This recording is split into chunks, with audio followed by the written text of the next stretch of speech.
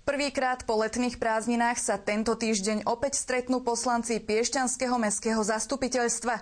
Materiály k rokovaniam už prešli rukami členov jednotlivých komisí aj mestskej rady. Jednou z tém zasadnutia bude aj návrh na bezplatné parkovanie v centre mesta cez víkendy.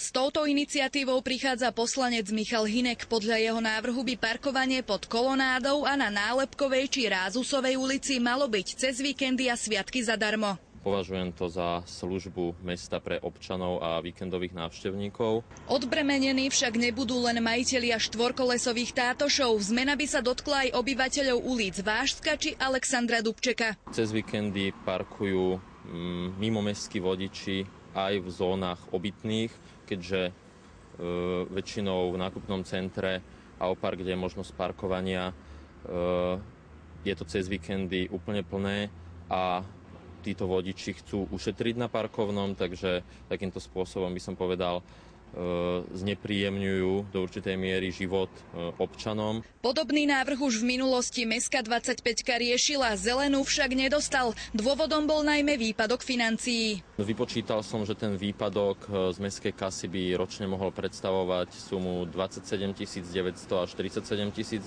eur, s tým, že bral som do úvahy pri tom, koľko sme vybrali ako mesto za parkovné za posledné 3 roky a taktiež som bral do úvahy pomernú časť, ktorú predstavuje výber cez víkendy a sviatky.